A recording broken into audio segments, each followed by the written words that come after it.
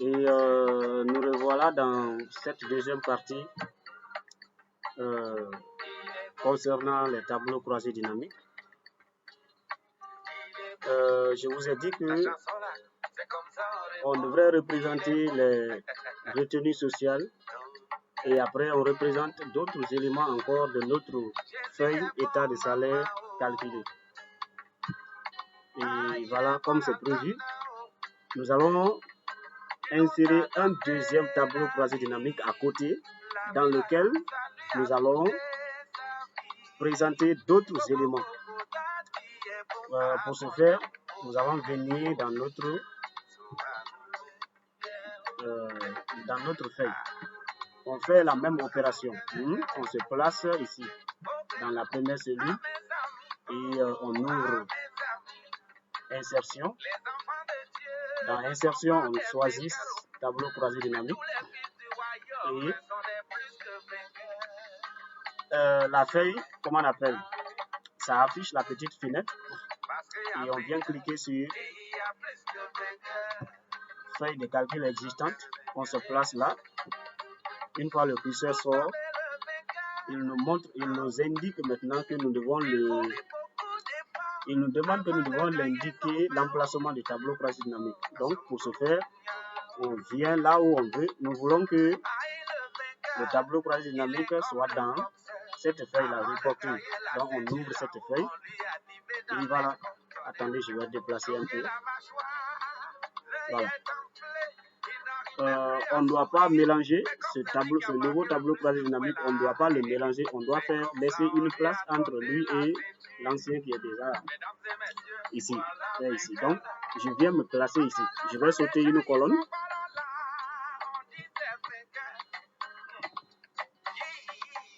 Donc, je fais de telle sorte qu'il y a une colonne qui les sépare. Voilà, donc je viens ici, là. Je me place ici. Ok. Voilà, je me place là. Regardez tout à l'heure, c'est sorti maintenant ici et je prends OK. Parfait. Donc, vous voyez maintenant, voilà, je balance vers la gauche. Voici maintenant les mêmes éléments sont encore apparus.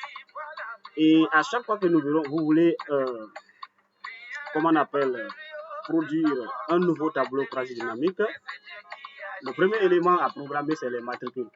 Okay? Parce que les matricules sont les références des salariés. Donc, on a dit les matricules, on clique simplement là-dessus et ça vient. Et les noms, les prénoms, c'est parfait. C'est fini. Donc, après avoir affiché les matricules comme ça, quel élément nous voulons que ça soit à l'intersection des colonnes et des lignes? C'est maintenant les sommes primes, sommes indemnités. Après quoi? Nous allons envoyer les sommes des primes, les sommes des indemnités. Ok? Voilà. Donc, de ce fait, nous allons partir. Celui-ci, là, on ne va pas cliquer là-dessus, sinon il va nous amener pour les mettre comme il a fait avec les noms et les matricules. Mais nous voulons les prendre et les mettre à l'intérieur du tableau, carrément. Et voilà, pour le faire, je viens. C'est somme prime. Je viens sur somme prime, je me place là-bas. Et je maintiens et je déplace pour mettre dans valeur. Et voilà, vous voyez, c'est sorti, valeur. Somme prime, après somme indemne. Je le prends, je mets dans valeur encore également. C'est bon. Et voilà. Et après quoi? Je vais prendre montant heure supplémentaire 30%. C'est bon. Je vais prendre montant heure supplémentaire 60%. Valeur encore. Il est venu. Ok. Bon. Quel autre élément? Bon, on n'a pas besoin. On va laisser comme ça. On va laisser comme ça. Donc, dans le second tableau croisé dynamique, le second tableau croisé dynamique nous représente combien d'éléments? Nous représente les primes, les indemnités, les heures supplémentaires, montant heures supplémentaires 30% et 60%. Donc, qu'est-ce qu'on peut faire? On va titrer ce tableau croisé dynamique là, on va le titrer, on va lui donner quel nom? Nous allons lui dire que c'est, écoutez, nous allons dire que c'est, on va lui dire que c'est quel nom? En fait, le nom qu'on doit lui donner va être un indicateur de son contenu, hein? Voilà, donc c'est pourquoi on va lire, c'est quoi? C'est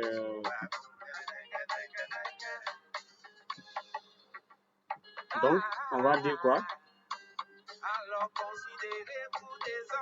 Voilà, on va dire quoi? Le titre qu'on va lui donner, on va dire c'est prime. Nous allons dire prime slash indemnité,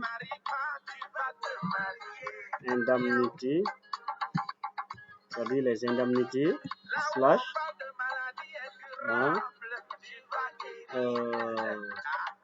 on va dire heures supplémentaires 30%, hein? Ok, voilà, slash heures supplémentaires 60%.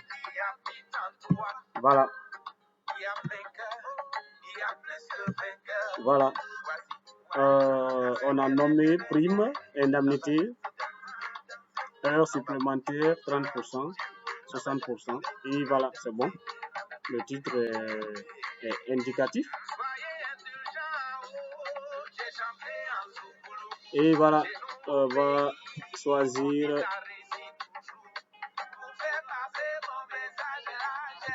on va lui donner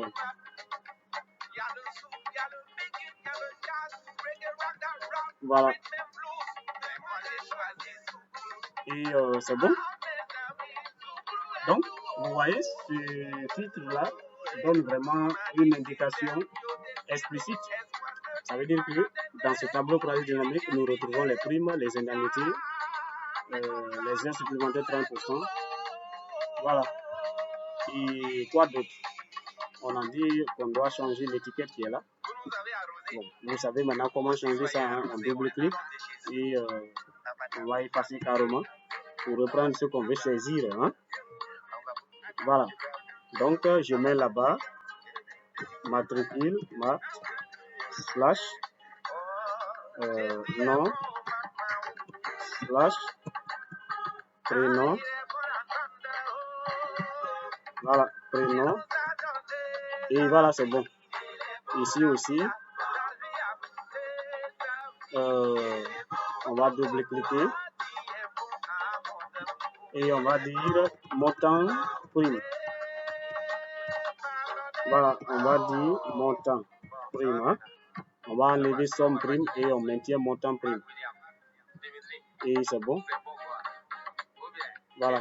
Ici aussi, on va enlever somme indemnité et on maintient montant indemnité. Voilà. Voilà. Nous allons changer au lieu de somme indemnité, nous allons dire montant.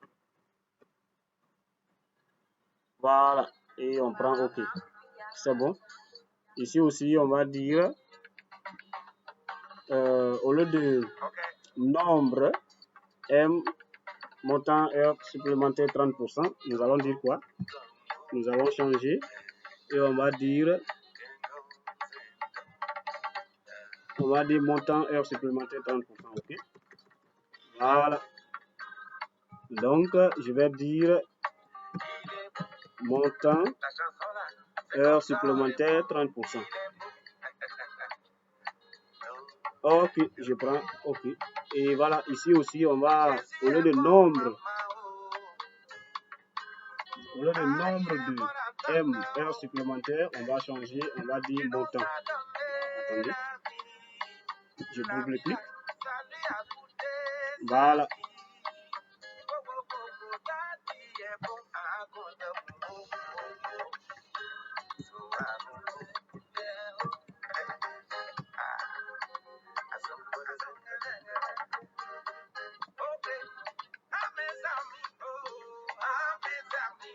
Et voilà, vous voyez ici l'autre partie. Nous allons faire quelque chose ici. Venez là.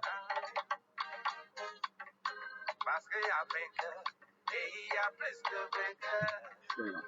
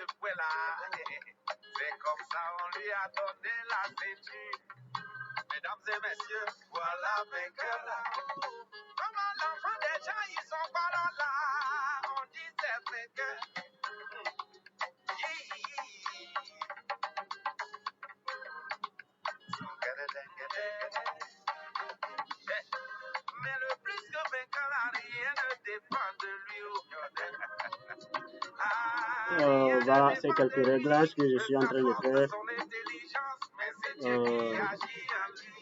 Je pense que vous n'avez pas compris cette partie, mais bon, ne vous inquiétez pas, je vais vous montrer autrement. Voilà, je vais vous expliquer ça d'une autre manière.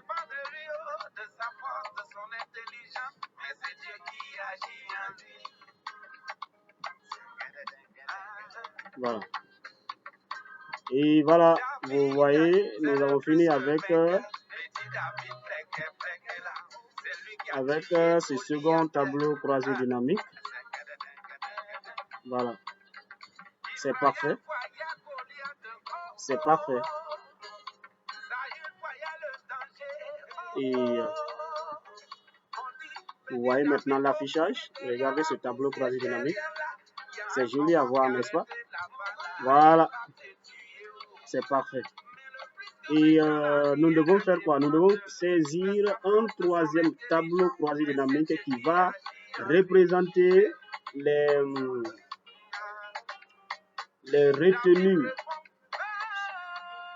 retenues sur salaire, c'est-à-dire RTS, les RTS 0%, 5%, 8%, 10%. Il faut un troisième tableau croisé dynamique différent de ces deux premiers-là, qui va représenter les RTS 0%, 5%, 8%. Ça sera un tableau croisé dynamique à part. Et arrivé là, je vais vous laisser le soin de faire ce troisième tableau croisé dynamique, même le quatrième, parce qu'il faut un quatrième tableau croisé dynamique qui va représenter les versements forfaitaires, les montants forfaitaires, là, c'est-à-dire quoi? Un troisième tableau croisé dynamique, un quatrième tableau croisé dynamique qui va inclure en son sein VF, TA, CFPA. Et alors, arrivé là, vous savez maintenant comment produire, ou disons, comment engendrer un tableau croisé dynamique désormais avec Excel. Et voilà, je vais me limiter là pour vous laisser le soin, pour vous laisser terminer chez vous le reste. Donc, à très bientôt. Maintenant, là, je vous dis que nous sommes en train de partir. On a fini avec les tableaux croisés dynamiques. On doit maintenant faire les graphiques croisés dynamiques. Et cela va faire l'objet d'un prochain tutoriel. Et je vous donne rendez-vous dans le prochain tutoriel. Et à très bientôt. Merci.